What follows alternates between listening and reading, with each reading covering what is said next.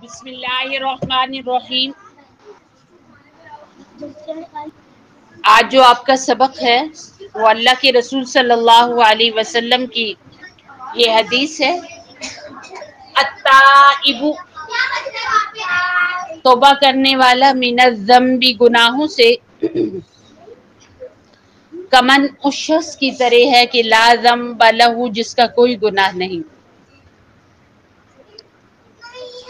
इंसान कोई भी ऐसा काम करता है जो ठीक ना हो, जिसे हमारे मजहब ने ठीक ना कहा हो, उसे गुनाह बोलते हैं।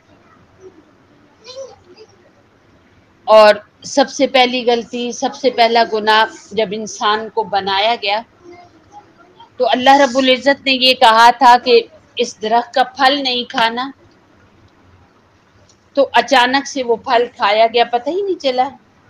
तो ये गलती हो गई, अल्लाह पाक नाराज हो गए और ज़मीन पर हज़रत आदम और हव्वा अलैहिस्सलाम को भेज दिया।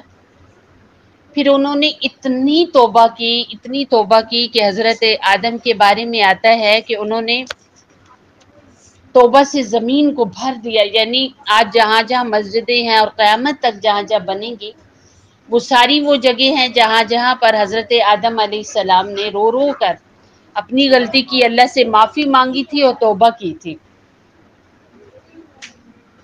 फिर अल्लाह रब्बुल इज़्ज़त ने उनकी उस गलती को माफ़ किया, उन्हें नबी बना दिया और वो इंसानों के वालिद बन गए। तो गलती कोई भी होती है, छोटी हो बड़ी हो, गलतियों की फहरिस्त, गलतियों की गिनती बहुत ज़्यादा है। आप ज़बान चलाते हैं, आप किसी की बात करते हैं, ये भी गलती है, ये भी गुनाह है। आप किसी से बात कर रही हैं और आपको पता है कि ये बात ठीक नहीं है, आप झूठ बोल रहे हैं, ये भी गुनाह है, ये भी गलती है। आप किसी के बारे में बात ऐसी कर रहे हैं जो उस बंदे के अंदर नहीं है, ये बहतान है, ये भी गलती है, ये भी गुनाह है। किसी की पीठ पीछे बात कर रहे हैं, ये भी गुनाह है। आपको जिन चीज़ों के बारे में गुफ्तगू करने की इजाज़त है, उनसे हटकर आप बातें करते हैं, ये भी गलती है।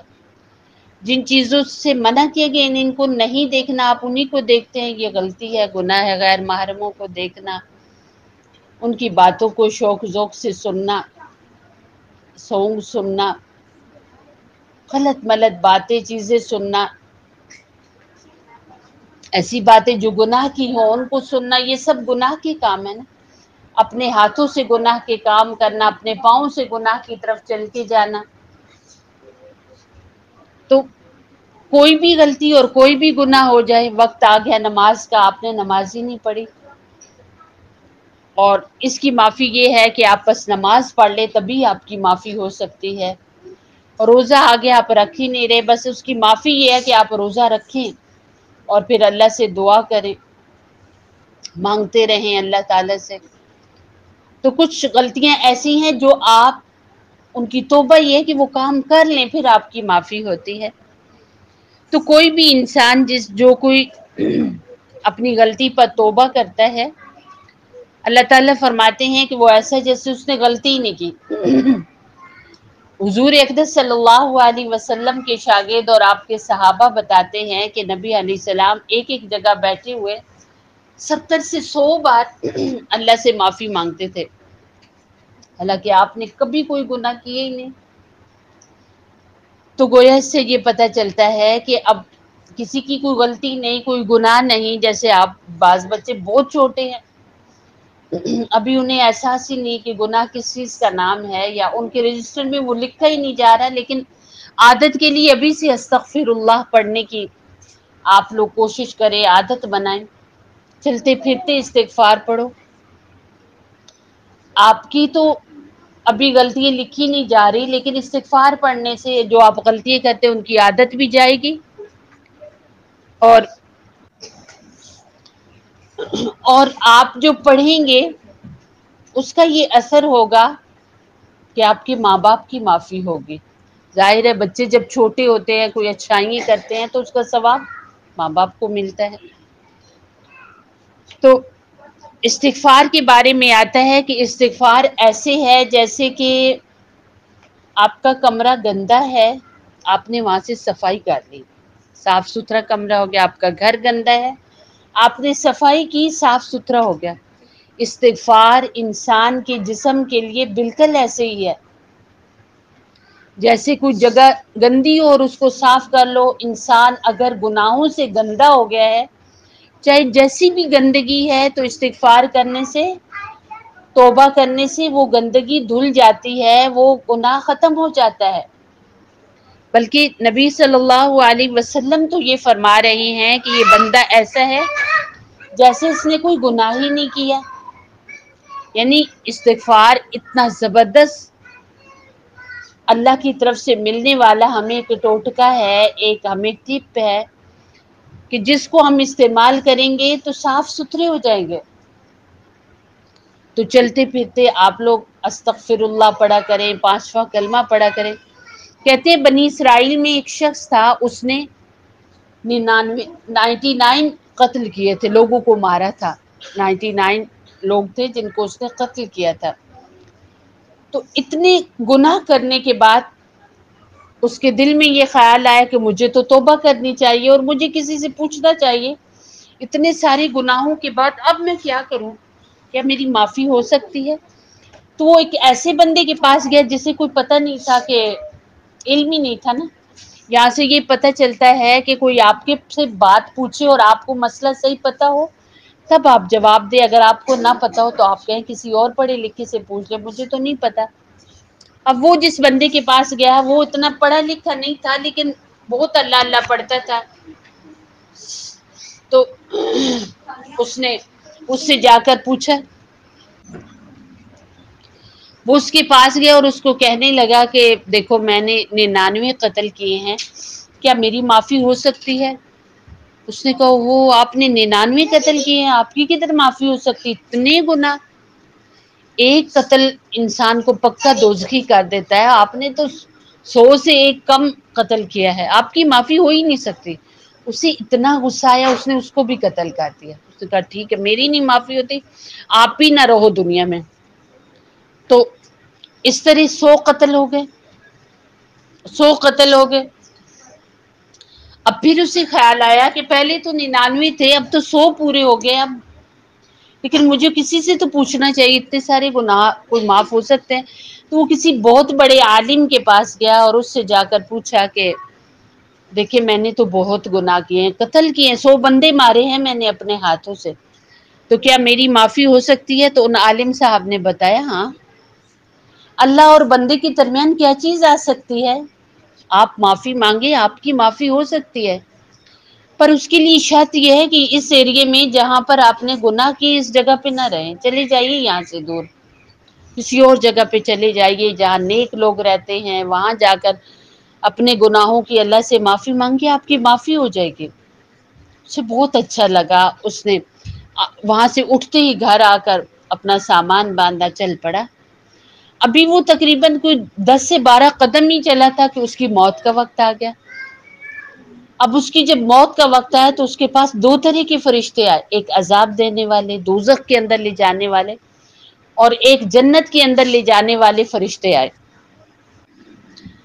اور اب دونوں طرح کے جب فرشتے آئے تو انہوں نے آ کر آگے بڑھے کہ ہم اس کی روح نکالیں، عذاب والے کہ ہم نکالیں گے، جنت والے کہ ہم نکالیں گے۔ تو عذاب والے فرشتوں نے کہا نہیں، اس نے تو بہت سارے گناہ کیے اور ابھی تک اس نے بس توبہ ہی کی، دل کے اندر ارادہ ہی کیا کہ مجھے نہیں آئندہ گناہ کرنا، ابھی کوئی نیکی نہیں کی۔ تو نیکی والے فرشتے کہنے لگے، جنت والے فرشتے کہنے لگے دیکھو یہ نکلا تھا پکے ارادے کے ساتھ کہ یہ کبھی گناہ نہیں کرے گا، اس کی معافی ہے۔ تو دونوں میں بحث شروع ہو گئی، عذاب دینے والے فرشتے کے ہم لے کے جائیں گے، جنت والے فرشتے کے ہم لے کے جائیں گے۔ اللہ پاک نے ایک اور فرشتے کو بھیجا، اس نے آ کر پھر ان کے درمیان فیصلہ کیا، وہ یہ کہ دیکھو جدھر سے یہ آ رہا تھا نا وہ والی جگہ بھی ناپ لو، جدھر جا رہا تھا ادھر کی بھی ماپ لو، جدھر جا رہا تھا ادھر نیک لوگ بستے ہیں، اگر وہ تھوڑی جگہ ہے تو اس کو جنت میں لے جانے والے فرشتے اس کی روح قبض کریں، جدھر سے آ رہا تھا اگر وہ جگہ تھوڑی ہے تو دوزخ والے لے جائیں، کیونکہ ابھی تھوڑا سا فاصلہ طے کیا۔ اب فرشتے چلے اور وہ جگہ ناپنے لگے، اور یہ بندہ نا جو اس کا آخری وقت آیا تو یہ گر گیا، اور ایسے گرا نا تو یہ اپنی بازوؤں کے بل گھسٹ کے زور لگا کے ادھر کو جا رہا تھا جدھر نیک لوگ رہتے ہیں، نیک لوگوں کی بستی ہے۔ تو علماء فرماتے ہیں کہ اللہ پاک نے زمین سے کہا جدھر وہ جا رہا تھا کہ تو سمٹ جا، تھوڑی ہو جا، تو وہ چند قدموں کا فاصلہ رہ گیا ادھر، اور جدھر سے آ رہا تھا حالانکہ وہ چند قدموں کا فاصلہ ہی ابھی تھا، اس سے کہا کہ تو پھیل جا، اور وہ اتنی پھیل گئی کہ ایسے لگتا تھا کب سے یہ سفر کر کے آ رہا ہے۔ تو جب فرشتوں نے ناپا تو پھر انہوں نے کیا دیکھا کہ جدھر جا رہا ہے وہ تھوڑی جگہ رہتی ہے، جدھر سے آ رہا ہے وہ زیادہ جگہ ہوگی، تو پھر جنت میں لے جانے والے فرشتوں کے حق میں فیصلہ ہوگا کہ یہ اس کی روح قبض کریں گے۔ آپ دیکھو اتنا بڑا گناہ، کسی کو مارنا، قتل کرنا اتنا بڑا گناہ ہے کہ یہ گناہ کرنے والا بندہ کبھی دوزخی ہی رہے گا، جنت میں نہیں جائے گا، ہمیشہ دوزخ میں رہے گا، اور ایسے بندے کی معافی نہیں ہوتی۔ لیکن اتنے دل سے اس بندے نے توبہ کی تھی کہ اللہ تعالیٰ نے اس کے 100 قتل معاف کر دیے۔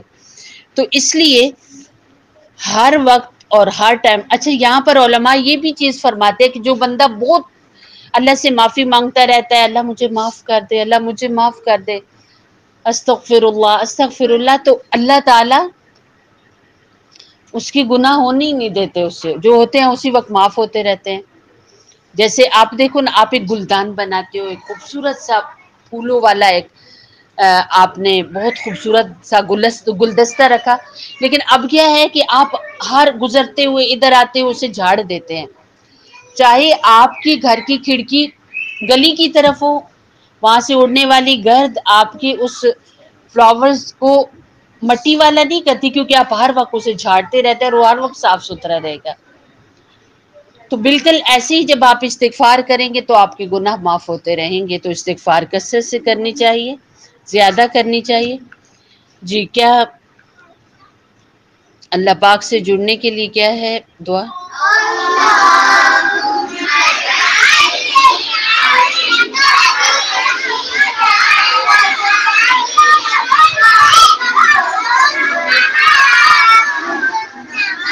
اور نبی صلی اللہ علیہ وسلم کی محبت کے لیے کیا درود شریف ہے؟